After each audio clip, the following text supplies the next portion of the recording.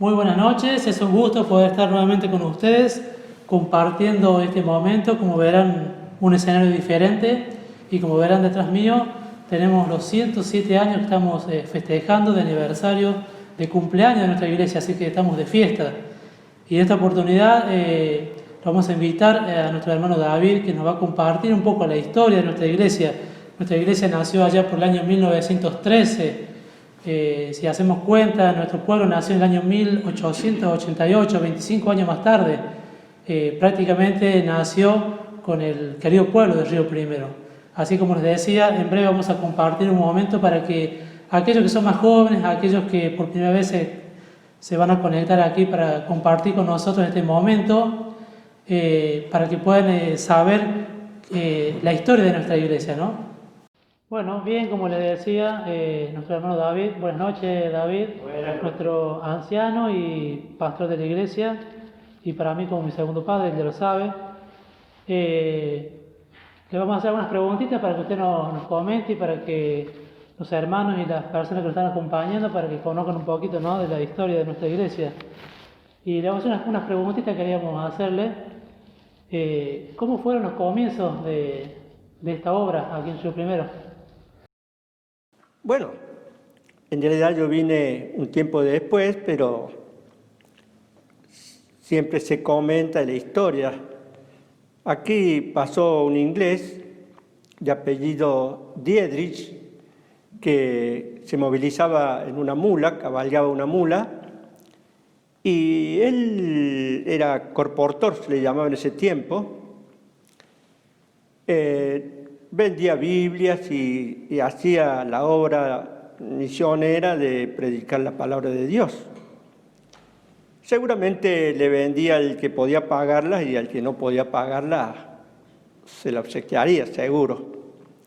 Bueno, esa obra tan extraordinaria, ¿no?, que Dios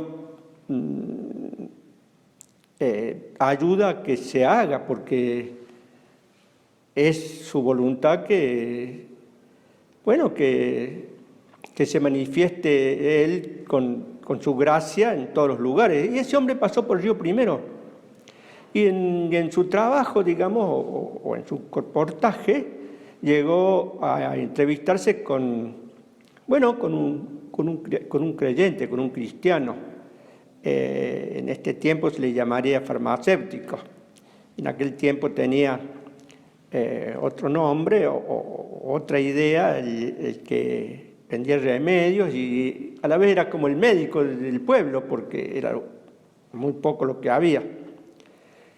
Y se encontró con este hermano que sin duda los encontró Dios, los puso frente a frente como hermanos, y había un comienzo allí, porque allí se produjo, diríamos, el avivamiento. Es decir, este hombre empezó a pregonar la palabra de Dios y a manifestarse como cristiano. Eso allí en los comienzos del siglo pasado. Y bueno, el hombre siguió, porque los pueblos siguientes todos tienen testimonio de este colportor extraordinario, Dietrich, y así comenzó. Se encontró con este hombre. Después aparecieron otros que también estaban como desconocidos o escondidos en ser anónimos, que no se habían encontrado. Era un italiano, Toscano, Luis Toscano, que también se sumó a estos comienzos, ¿no? Personas que realmente tenían en el corazón servir a Dios. Eso más o menos es el comienzo, ¿no? Qué bueno, qué lindo, ¿no? Las historias estas que, gracias a estos hermanos consagrados, hoy quien les habla puede estar compartiendo también este momento, ¿no? Porque el Evangelio se fue transmitiendo, ¿no? Y otra preguntita, David. En estos 107 años, ¿usted recuerda más o menos así los distintos lugares que se ha reunido la iglesia, ha hecho sus reuniones, sus locales? Bueno, sí, en realidad tengo conocimiento por lo que oí, porque en ese tiempo bueno, ni siquiera existía, pero sí, ahí en la calle Lescano Hermanos había, seguramente es el domicilio de este hermano que vivía aquí, que era don Desiderio Centeno. Y ahí tengo entendido que comenzó a reunirse la gente que quería escuchar la palabra de Dios. Eso fue muy comenzante, muy al principio. Por supuesto, después ya se logró tener un localcito que lo hizo un hombre acá que simpatizó con el Evangelio y con los cristianos y justamente edificó un edificio que está en Federico Carrillo 55, que es donde funcionó mucho tiempo la iglesia. En un comienzo él la prestaba, después la alquilaba y después la vendió a la iglesia, y ahí estuvimos por muchos años. Ahí comencé yo, digamos, ahí recién arranqué yo, digamos, con asistencia a la iglesia, siendo muy joven. Justamente la otra pregunta que quería hacerle, bueno, ahí comenzó, y más o menos, ¿cuántos años hace o qué edad tenía más o menos? Bueno, yo comencé muy joven, venía con mi mamá en un sulky del campo, de vez en cuando veníamos a alguna reunión, hasta que poco a poco, bueno, nos empezamos a integrar y pudimos avanzar porque la iglesia en la casa de mis padres una vez por mes tenía una actividad, hacían una reunión y bueno, nos visitaban. Eso arrancó en el año 1955, con una situación muy difícil de mis padres, mi mamá internada, mi papá solo con mi hermano y yo, y mi hermana en casa de unos tíos, y estábamos mal porque mi mamá estaba internada en el Hospital Clínicas Córdoba, y justamente en ese tiempo hubo un levantamiento, una revolución, un momento de combate, y bueno, nosotros no sabíamos nada porque las comunicaciones eran muy distintas. Y en una congoja grande y amargura por la enfermedad de mi madre y por la soledad que teníamos con mi padre, Dios nos visitó a través de estos hermanos y nos alentaron mucho. Y ahí arrancó la obra en el campo. Y de ahí fue que, bueno, después algunos de la familia nos convertimos al Señor y arrancamos en la iglesia. Eso fue algunos años después, porque más o menos de que yo asisto a la iglesia hace unos 55 años. Y justamente en esa dirección que daba usted a Federico Carrillo, que allí también yo conocí ese año, ¿no? Y también, bueno, para aquellos que no saben, estamos aquí en la iglesia de la avenida Mitre 420, la que está al lado de la plaza, porque muchos tal vez no nos conocen, ¿no? Bueno, aclararlo eso, ¿no? En la muy conocida Escazona, ¿no? Otra preguntita, bueno, ¿usted recuerda desde cuántos años hace que es anciano, que es pastor de la iglesia? No, en realidad no lo tengo presente, digamos, fecha, tiempo, pero hace más o menos unos 35 años. Ahora, no me resulta fácil tampoco poder identificar el tiempo, porque ser anciano de la iglesia no es cuando lo nombran, sino cuando Dios, por su Espíritu Santo, lo pone. Y eso es lo que no tengo muy claro en el tiempo, ¿no? Claro. Cuando realmente sentí de Dios esa responsabilidad. Más allá de que en un tiempo bastante joven, el anciano que teníamos, que era don Isa Khalil, por su edad y por su salud, tuvo que dejar este ministerio y quedó don Vicente Fisetti solo y llamó, digamos, a los que colaboramos con él. Y bueno, ese fue un tiempo de acercamiento, pero después de eso recién fue cuando yo sentí de Dios que estaba llamándome a este ministerio. Bueno, usted me fue contestando alguna pregunta y quería hacerle una de las últimas preguntas. Sin lugar a duda, ¿no? El crecimiento de la iglesia a través de los años se va dando a través por todos los hermanos que han participado y muchos hermanos que ya no están. que están en distintos lugares y hermanos que están también dentro del pueblo, que han sido participantes de la obra de esta iglesia, ¿no? Y bueno, quería preguntarle, ya mencionó algunos, usted, si recuerda qué otros ancianos, qué otros pastores ha habido en esta iglesia. Ya mencionó varios, ¿ya? Pero bueno, estaría bueno que lo mencione de vuelta. Sí, sin duda que es un gran referente, ¿no? Porque fueron personas que nos enseñaron y que nos dejaron un ejemplo, que es el mensaje más fuerte, ¿no? Y bueno, desde que yo tengo conocimiento, estuvo don Isa Khalil, don Vicente Fisetti, don Luis Toscano, Ernesto Toscano, que ninguno están todos con el Señor ya en la patria celestial, pero fueron los que, bueno, tengo presente como nuestros ancestros en el sentido del ministerio de ancianato, de pastoreo, muy importante, por lo menos para mi vida. Qué lindo, qué lindo. Y bueno, una última pregunta ya para mí y bueno, para todos los que nos están viendo en esta noche, que alguna anécdota, alguna historia que le haya marcado en su vida para compartir con los hermanos, con los que están en esta noche viéndonos, ¿no? Bueno, la verdad que siempre tengo un poco de fama, ¿no? Porque me dicen el gallego que no se calla nunca, pero en ese sentido podría mencionar varias, pero haría alusión por lo menos a dos. Una, en la década del 90, hubo una maravillosa juventud en la iglesia, en ese tiempo, que eran jóvenes que mostraron consagración y entusiasmo y se produjo un gran avivamiento en la iglesia.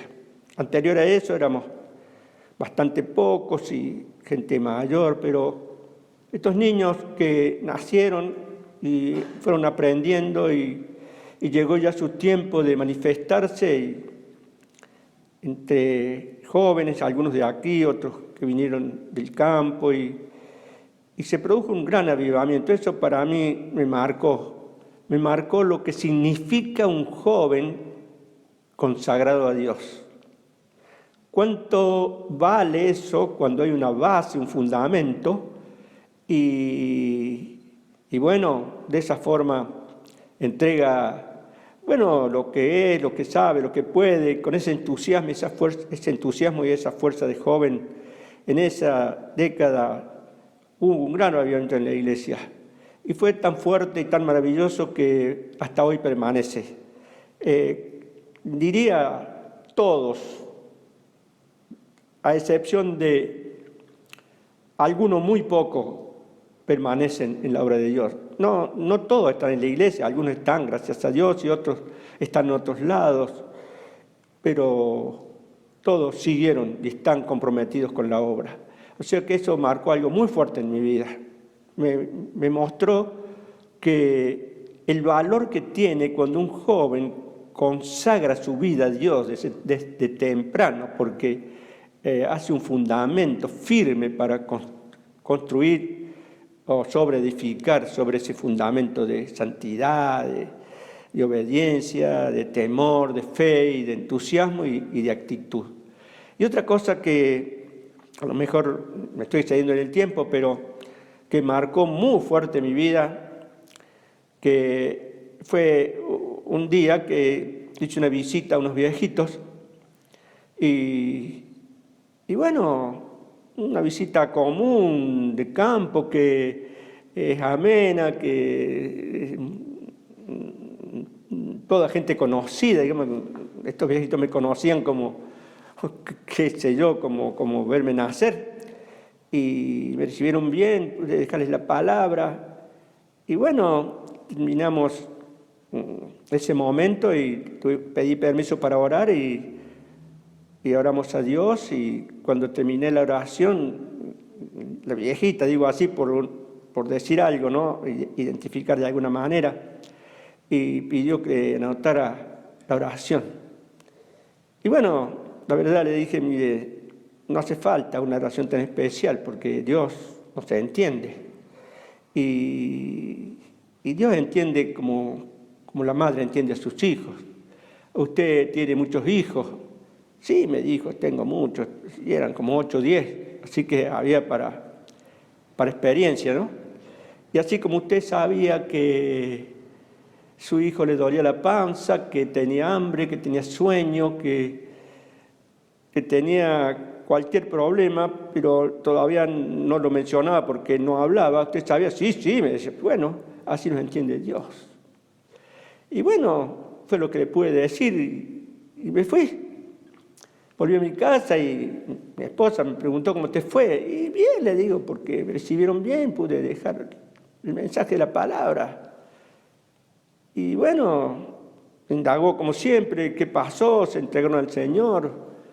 Bueno, no, le digo, ¿no les dijiste que si querían creer, si querían recibir al Señor? Bueno, la verdad que en eso me cuesta un poco, no me resulta fácil definir plenamente o terminar tal vez como en otras personas poder llevarle a la persona a la conversión, pero bueno, no es como ella, es una gran evangelista que medio de prepo los mete en el cielo a las personas, pero bueno, después de eso, era día martes, el martes siguiente volví. Para mi gran sorpresa, cuando bajé la ventanilla de mi rastrojero, la viejita era intrépida y se adelantó y dice, los dos los hemos entregado. Es una palabra muy común en la gente sencilla y a mí me sorprendió eso, quedé como paralizado porque realmente me sorprendió y le dije, ¿cómo hicieron? No, dice, después que te fuiste, nos arrodillamos los dos a la orilla de la cama y le pedimos perdón al Señor. Y eso me hizo pensar, o Dios o nadie. Impactó mi vida y me dejó un mensaje que Dios hace la obra. Qué lindo, qué linda experiencia, qué linda historia que nos comparte, ¿no? Y bueno, este mensaje para los jóvenes, ¿no? Qué hermoso de entregar la juventud al Señor, ¿no? Es lo mejor que podemos entregar, los mejores años de la vida. Y también sellando aquí con el ejemplo de estos abuelitos que recibieron al Señor. Muchas gracias, David, por compartir este tiempo. No, por nada, al contrario, un gusto. Bueno, continuamos en este momento de festejo de la iglesia de los 107 años, estamos festejando. Espero que les haya gustado lo que hemos compartido recién con nuestro hermano David, ¿no? La historia brevemente, ¿no? De la iglesia para que cada uno podamos tener una idea, ¿no? Y ahora le vamos a invitar a compartir un tiempo de alabanza con el grupo de la iglesia. ¿Por qué alabar a Dios? Dios es el que nos ha creado, Dios es el que nos ha hecho sus hijos. ¿Cómo no alabarle? Y como dice aquí en el letrero que tenemos, que Dios es fiel. Por su fidelidad estamos y por su fidelidad la obra de Él permanece. Así que les invito a que juntos nos unamos con el grupo de la iglesia.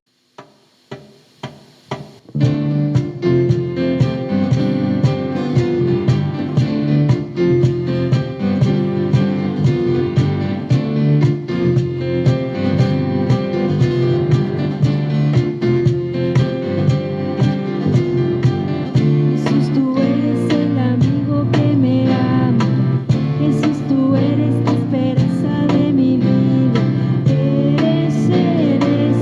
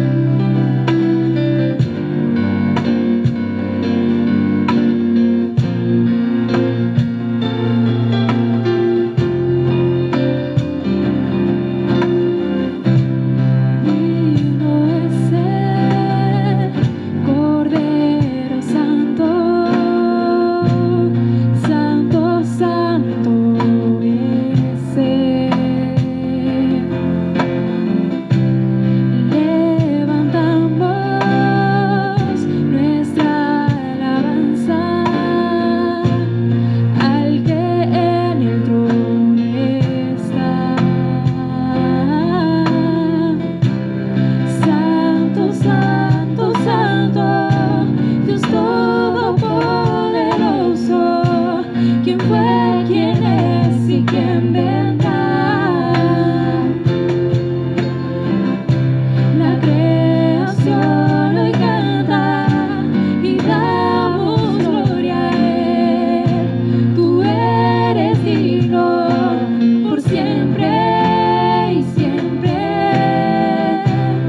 Digno es Él, Cordero Santo, Santo, Santo es Él. Levantamos nuestra alabanza al que en su trono está. Santo, Santo, Santo, Dios Todopoderoso, ¿quién fue, quién es y quién vendrá? La creación hoy canta y damos gloria a Él. Tú eres digno por siempre y siempre.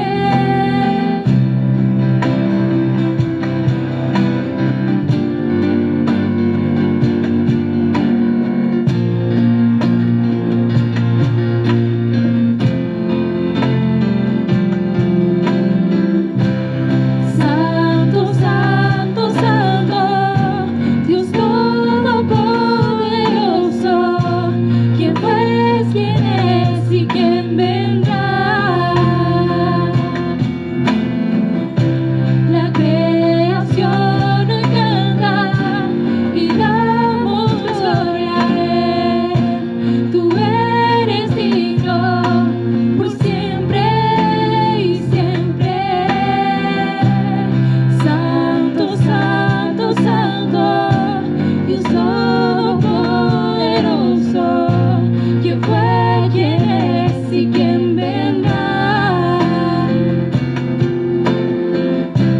La creación hoy canta y damos gloria a Él. Tú eres digno por siempre y siempre. Bueno, después de este tiempo de alabanza, de adoración al Señor, les invito a que vamos a compartir la palabra de Dios a través de nuestro hermano que nos va a entregar el mensaje, que se llama Edgardo Cosar, de la ciudad de Río Segundo. Así que le invito a orar para que el Señor esté guiando este mensaje y también agradecer a Dios por estos 107 años que estamos festejando de la iglesia, ¿no? Oremos.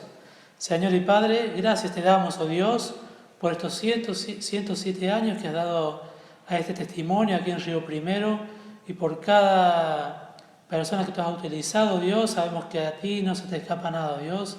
Bendice, oh Dios, estos tiempos que estamos viviendo, Dios, para que verdaderamente podamos disfrutar de tu presencia, disfrutar de tu palabra que nos vas a entregar a través de nuestro hermano Edgardo, Dios.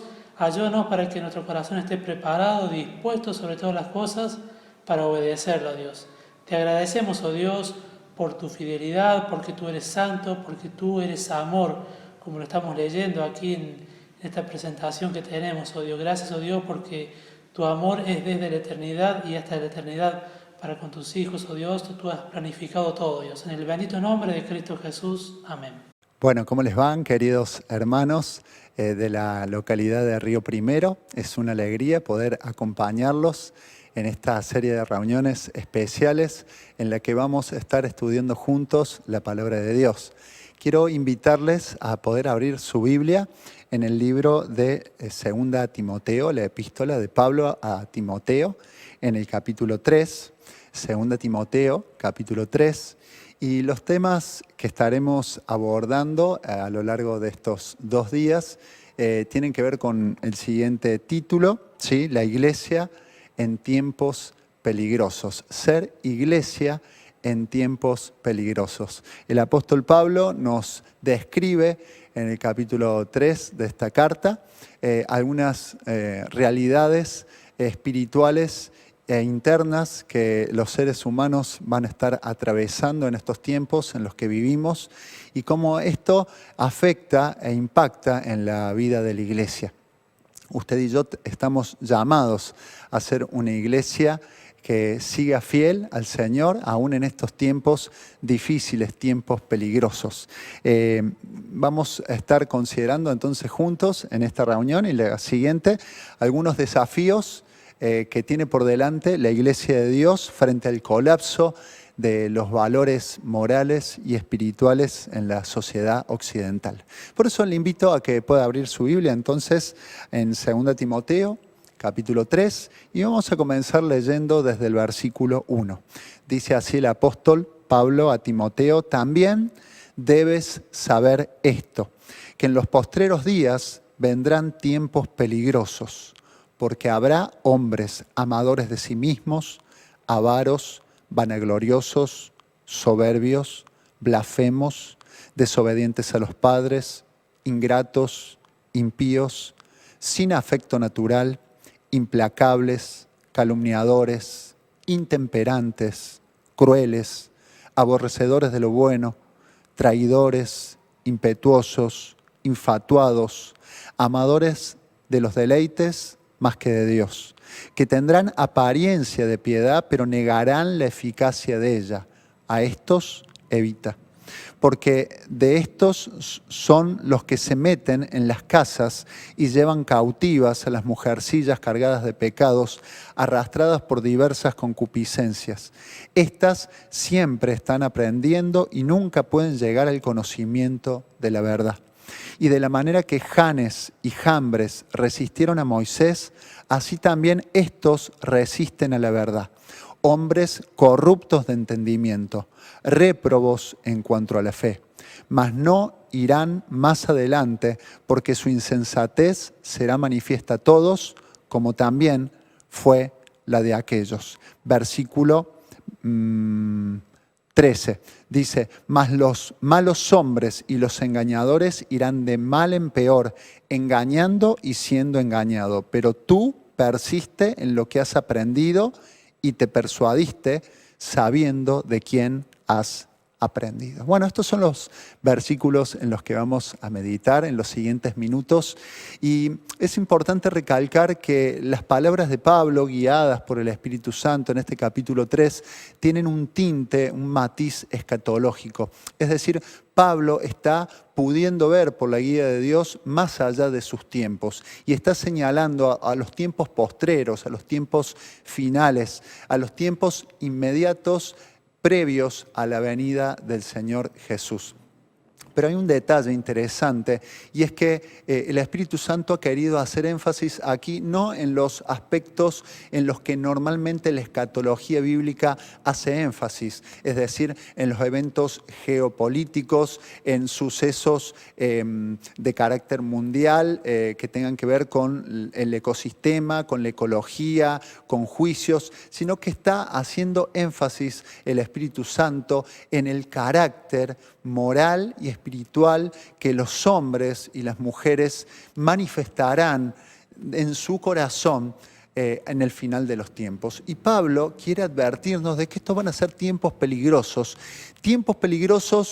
no solo para la iglesia, sino para el mundo en general, porque esta realidad espiritual en el corazón del hombre, sin lugar a dudas, va a tener repercusión en el trato en que los seres humanos tendrán unos con otros. Y hoy estamos viviendo algunas de estas realidades, algunas de estas características son algo que uno puede percibir en el corazón y en la conducta y en los hechos de las personas que nos rodean y que están a nuestro alrededor. Por eso, en este primer mensaje vamos a estar viendo la importancia de ser testigos de la verdad de Dios. Hoy vivimos en tiempos que son difíciles para la verdad, ¿sí? Y es necesario levantarnos como testigos.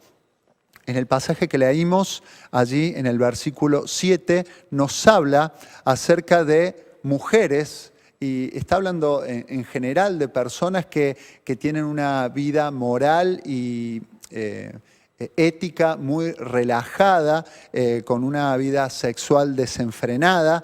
Y al hablar de estas personas, dice que nunca pueden llegar al conocimiento de la verdad.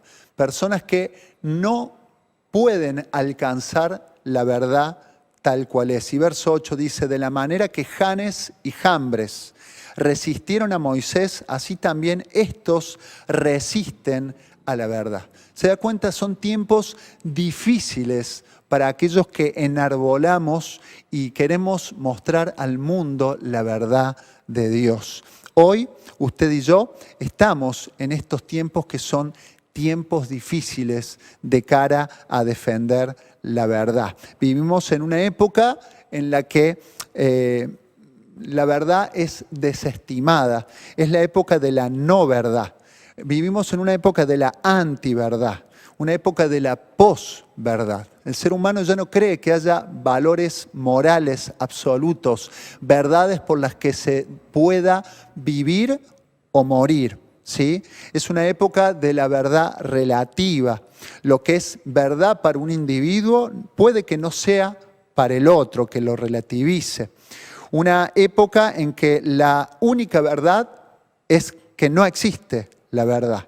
La única intolerancia permitida es que no puede haber tolerancia de la intolerancia. Se lo repito, la única intolerancia permitida en nuestra sociedad actual es que no puede haber tolerancia de la intolerancia.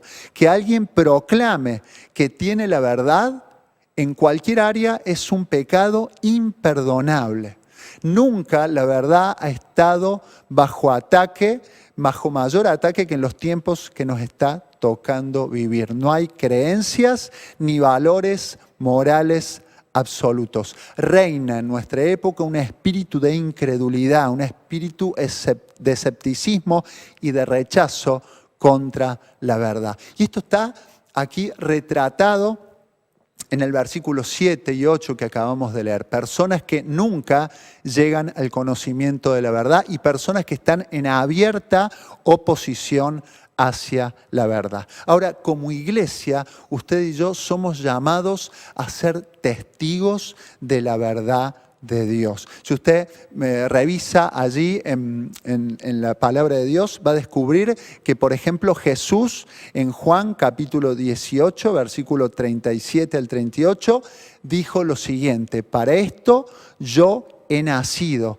y para esto he venido al mundo, para dar testimonio de la verdad. Y todo aquel que es de la verdad oye mi voz. ¿Sí? Jesús se presentó a sí mismo como la verdad. Él dijo, yo soy el camino, soy la verdad y la vida. Pero además he venido a este mundo para dar testimonio de la verdad de Dios. Y la verdad de Dios es su palabra.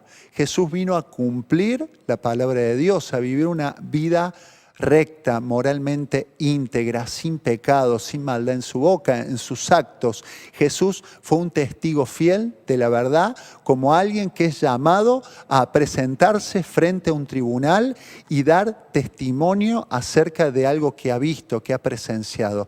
Jesús mismo se presentó ante Pilato defendiendo la verdad y Pilato, en un tono irónico podría decirse, le preguntó a Jesús, ¿qué es la verdad? Claro, Pilato adhería a esta visión que hoy se ha popularizado en la actualidad, una visión relativista, subjetiva acerca de la verdad. Pero cuando seguimos avanzando en la Biblia y vemos pasajes como los que Pablo le escribió a Timoteo, en 1 Timoteo capítulo 3, versículo 15, él describió a la iglesia como la columna y el baluarte, la defensa de la verdad. Ese es nuestro rol. Así como Jesús, nuestro máximo referente, aquel que anhelamos imitar, Él mismo estuvo como testigo de la verdad, como iglesia tenemos que poner en alto, sostener la verdad y defenderla en medio de una sociedad que hay fuertes ataques y una mirada escéptica acerca de qué es la verdad. Bueno, y como cristianos, ¿qué es la verdad? La verdad se define con una palabra muy sencilla que cuesta en nuestra sociedad actual entenderla. La verdad se define con la palabra realidad. La verdad es la manera en que las cosas son. No es como percibimos las cosas, no es como nosotros queremos que las cosas sean, no es como la mayoría de la gente vota. Eso no es la verdad. La verdad no es aquello que las encuestas de opinión revelan, no es lo que los medios de comunicación proclaman y propagan. La verdad es aquello que las cosas son las cosas tal como son. La verdad es divina. La verdad no viene de este mundo, la verdad viene de Dios por medio de su revelación. Dios es la verdad absoluta. El Salmo 31:5 dice que Dios es el Dios de verdad. Jesús es la verdad. Él dijo, yo soy el camino, la verdad y la vida, en Juan 14:6. Y el Espíritu Santo es mencionado como el Espíritu de verdad en Juan 14:17.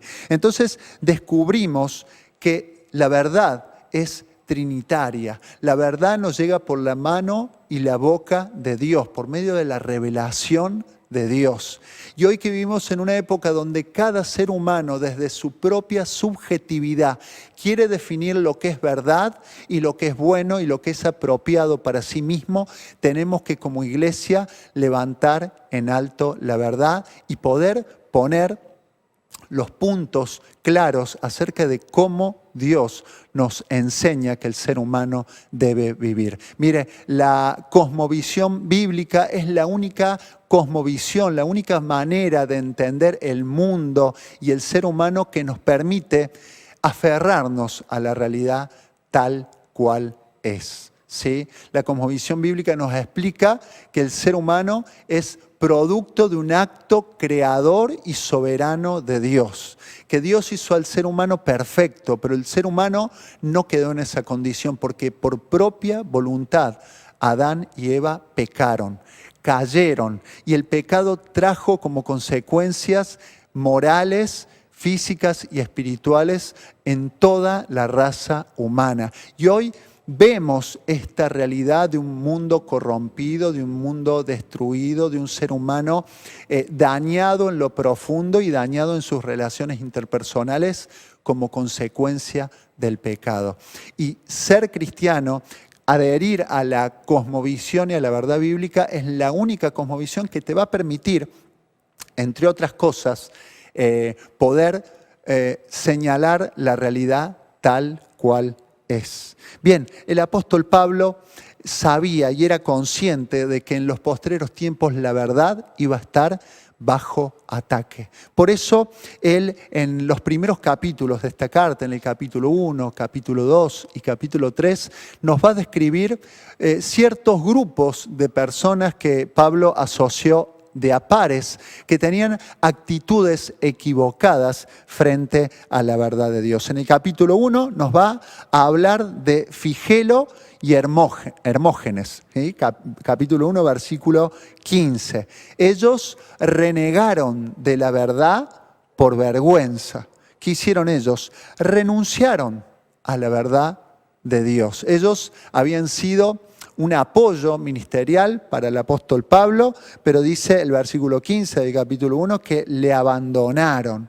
Y tal vez por vergüenza, tal vez ante las dificultades que representaba seguir el evangelio, lo dejaron a Pablo solo. Y esta es la primera actitud que podemos tener incorrecta en cuanto a la verdad. Renegar o renunciar a la verdad por temor, por vergüenza, por las dificultades. Ahora el capítulo 2 nos va a hablar de otra pareja que son Himeneo y Fileto, ¿sí? Capítulo 2, versículos 17 y 18, que reemplazaron la verdad por el error. Dice el texto bíblico que ellos se desviaron de la verdad diciendo que la resurrección ya se había efectuado y trastornaron la fe de muchos.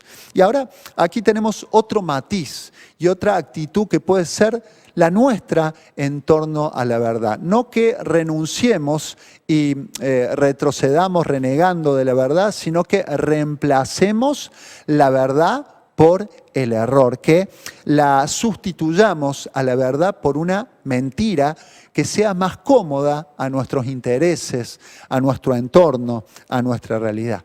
Y el capítulo 3, versículo 8, nos va a mencionar a Janes y Jambres. Estos dos individuos son dos magos de la corte egipcia que estuvieron en tiempos y en épocas de Faraón, cuando Moisés realizaba los milagros frente a Faraón, demostrando el poder de Dios, pidiendo en nombre de Dios que el pueblo de Israel fuese liberado. Janes y Jambres, ellos, dice el texto bíblico, que resistieron a la verdad, presentaron oposición, la confrontaron, enseñando y mostrando milagros ficticios, falsos, oponiéndose a la verdad de Dios. Ahora hay tres grupos de personas totalmente distintos, cada uno en un capítulo diferente, pero lo que Pablo nos está mostrando son actitudes equivocadas en cuanto a la verdad. Y esto va a atravesar toda la carta de 2 Timoteo. Por ejemplo, el capítulo 4, versículo 3, nos va a hablar de estos tiempos postreros en los que, dice Pablo, no sufrirán la sana doctrina, sino que teniendo comezón de oír, se amontonarán maestros conforme a sus propias concupiscencias y apartarán de la verdad el oído y se volverán a las fábulas, a los cuentos. Hay un rechazo abierto hacia la verdad. Esa es la realidad que nos está tocando vivir en pleno siglo XXI, en Occidente, donde cuestiones tan básicas que pertenecían a la esfera de la ciencia, incluso no estamos hablando solamente de verdades o valores morales o espirituales, sino que cosas tan básicas como por ejemplo la redondez de la Tierra. Hoy hay grupos que se levantan en nombre del terraplanismo y ponen en tela de juicio verdades científicas que se han comprobado. Y uno puede avanzar un poquito más allá y ir a áreas de la realidad humana, como por ejemplo la sexualidad, y encontrarse con ideologías de género que en la actualidad proponen que ni siquiera la sexualidad humana está condicionada y está de manera taxativa fijada en el ser humano, sino que cada uno, de acuerdo a su propia sensación y su propia autopercepción, puede determinar qué sexo y qué género adhiere o tiene. Y esto es parte de una sociedad que está de espaldas a la verdad y que no puede concebir la vida tal como Dios la ha manifestado en su palabra, que nos dice que Dios creó al hombre, varón y hembra, los creó con un sexo claramente designado, con roles y con una función dentro de la familia. Todo esto es relativizado, todo esto es deconstruido, todo esto es dejado de lado como anticuado, como obsoleto, y a nosotros como iglesia nos llega el momento de defender la verdad en esta época que estamos viviendo, que vive de espaldas a la verdad. El apóstol Pablo hace énfasis en señalarnos que como recurso la iglesia tiene la palabra de Dios para poder aferrarse y poder vivirla y poder declarar la verdad de Dios. Por eso el apóstol Pablo le habla en el versículo 14 que leímos de persistir en aquello que has aprendido y en lo que te persuadiste, ¿sí? Tus convicciones bíblicas, ¿sí? Aquello en lo cual vos te has aferrado es donde tenés que perseverar, donde tenés que aferrarte, tenés que seguir allí abrazado a eso, porque allí está la estabilidad y está la verdad que vos y yo tenemos que predicar. Pero bueno, el apóstol Pablo da algunos consejos para la iglesia. 3 consejos. Uno ya lo tenemos en pantalla, pero vamos a ir un poquito más atrás. En primer lugar, el apóstol Pablo nos lleva a que como iglesia consideremos los resultados del error. Dice el capítulo 3, versículo 13, que los malos hombres y los engañadores irán de mal en peor, engañando y siendo engañados. El versículo 9 también dice que no irán más adelante porque su insensatez será manifiesta a todos, como también fue la de Janes y Jambres. Claro, acá lo que Pablo está diciendo es que, sin lugar a duda, aquella persona que descarta la verdad de su vida, que abraza intencional o en ignorancia, abraza la mentira, sin lugar a dudas, las consecuencias van a ser visibles y van a ser trágicas para su vida.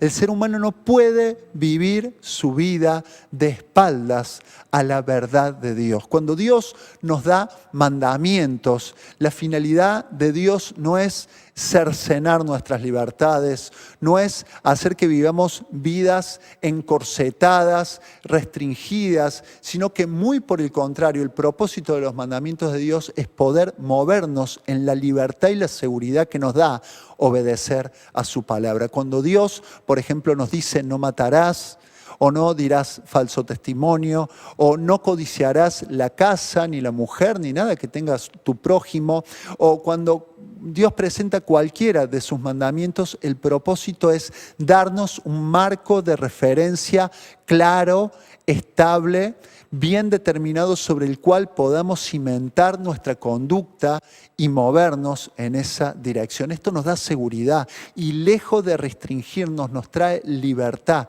porque Dios es un Dios que ha venido a traer libertad. Ahora el problema está en que ese corazón humano de espaldas a Dios, que manifiesta todas estas cualidades negativas que hablábamos al principio del capítulo 3, sin lugar a dudas, se resiste a creer que lo que Dios está pidiendo para nuestras vidas es bueno, es positivo. Ahora, cuando el ser humano le da las espaldas a la verdad, sin lugar a dudas, paga las consecuencias. Yo no puedo ir al supermercado y decir que, por ejemplo, la fecha de vencimiento de un producto es algo que es relativo, ¿sí? Si yo voy a comprar un sachet de leche para darle de beber a mis hijos, me fijo en el dorso del producto, veo la fecha de vencimiento y tomo esa fecha, tomo esa información como una verdad objetiva a la cual yo me tengo que abrazar, ¿sí? Y si la leche está vencida, no se la doy a mis hijos. Lo mismo pienso cuando veo un medicamento. No le doy medicamentos vencidos o que tengan otra denominación o otra fórmula o compuesto. ¿Por qué? Porque entiendo que hay una realidad absoluta y ni el más acérrimo relativista moral puede ser consecuente con sus creencias hasta las últimas consecuencias. No puede serlo. ¿Por qué? Porque aunque es relativista en varios planos de la existencia, como puede serlo en la sexualidad y en creencias científicas, cuando va al supermercado le importa la fecha de vencimiento del producto y cuando va a la farmacia le importa que el farmacéutico le dé el producto con la droga adecuada que está buscando para su dolencia. Y solamente el cristiano, aquel que cree en la verdad tal cual Dios la ha revelado, puede ser íntegro en todas las áreas del saber y del conocimiento. Bueno, cuando uno abraza el error, sin lugar a dudas, trae consecuencias para la vida. Y si yo como un medicamento que está vencido, va a tener consecuencias en mi organismo sin lugar a dudas. Ahora, si vivo la vida de espaldas a la verdad de Dios, viviendo en el pecado, esto va a traer consecuencias también a mi vida, en lo espiritual, en lo moral, en lo relacional, en lo social, en todos los ámbitos de nuestra vida. Ahora el apóstol Pablo dice, en primer lugar, considerar los resultados del error. Estos hombres no van a ir más adelante, sino que además, como ellos se engañan, serán engañados. ¿Por qué? Porque están resistiendo a la verdad en todos los ámbitos, de manera tal que ya no van a tener referencias fijas para actuar en ningún ámbito de la vida. Segundo lugar, el apóstol Pablo deja como consejo a la iglesia continuar, ser constantes, perseverar en la verdad. Esto lo acabamos de leer recién y el apóstol Pablo dice, pero tú persiste en lo que has aprendido y te persuadiste sabiendo de quién has aprendido. ¿Y qué es lo que ha aprendido? Verso 15. Desde la niñez has sabido las sagradas escrituras. Hay que perseverar, hay que continuar aferrados a la verdad, reconocer y entender que la Biblia es nuestra ancla, que la Biblia es esa roca sobre la cual podemos y debemos fundamentar nuestras creencias, nuestros valores, nuestro estilo de vida y no dejarnos intimidar por esta ola de relativismo, de resistencia ante la verdad, en la que nos dicen que la verdad no puede ser alcanzada y que cualquier intento de defender la verdad de mano de la palabra de Dios es visto como algo retrógrado, como algo ridículo, como algo pasado de moda. Es necesario continuar en la verdad. El apóstol Pablo dice, tú persiste, ¿sí? Pablo nos habla de un conocimiento que ha sido aprendido en el pasado, cuando en su niñez, en la niñez de Timoteo, pero que tiene que llevar a un siguiente paso, que es un paso que es la persuasión. Tú has aprendido y te persuadiste. No es algo que simplemente Timoteo incorporó en su vida como niño en un espíritu acrítico, sino que además llegó a persuadirse, a convencerse de eso. Y es que la verdad de Dios es el único medio por el cual como cristiano podemos llegar a producir madurez.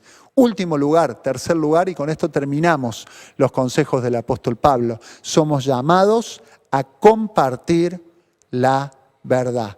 Recién lo leímos en el capítulo 4, versículo 2. Pablo le dice, Timoteo, predica la palabra, insta a tiempo y fuera de tiempo, redarguye, reprende, exhorta con toda paciencia y doctrina. ¿Sí? Una vez que la iglesia considera los resultados de vivir una vida en el error, que se aferra y continúa sus convicciones aferrado en la verdad, el tercer paso es, sin lugar a dudas, compartir la verdad con otros. Claro, vamos a encontrar, sin lugar a dudas, resistencia, vamos a encontrar oposición, vamos a encontrar rechazo, vamos a ser ridiculizados, vamos a ser ignorados, vamos a ser segregados, marginados.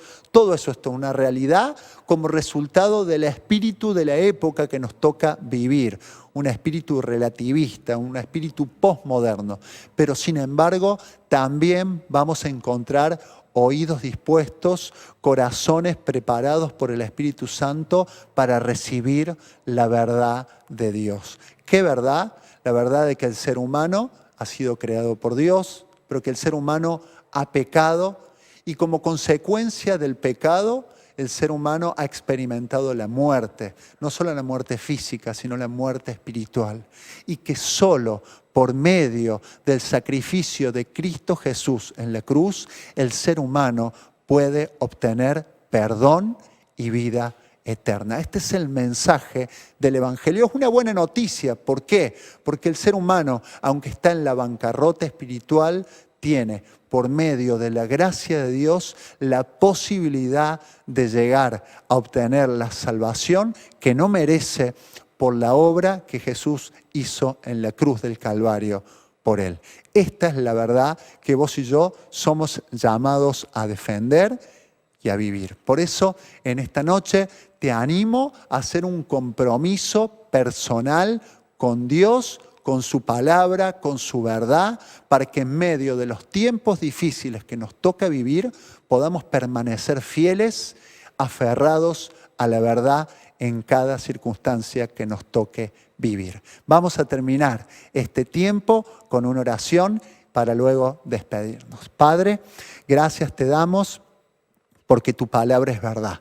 Y aunque vivimos en épocas y tiempos peligrosos para la verdad y para todos aquellos que quieran defender la verdad, sabemos que tenemos las herramientas necesarias y suficientes. Tenemos tu palabra para proclamarla y plantarnos en la verdad que solo ella puede revelarnos.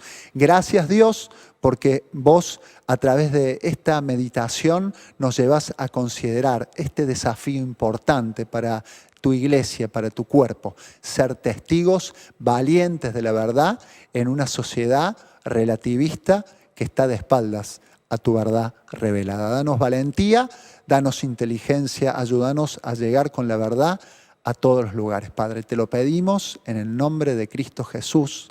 Amén. Bueno, como siempre, escuchar la palabra de Dios nos edifica, nos ayuda a conocerle y también produce en nosotros algo. Cada uno de nosotros seguramente está procesando o está incorporando, o está meditando sobre lo que ha escuchado. Sin duda, no hay ninguna duda que la palabra de Dios siempre llega de una o de otra forma y tiene el mensaje necesario para nosotros. Por eso es que nunca vuelve vacía.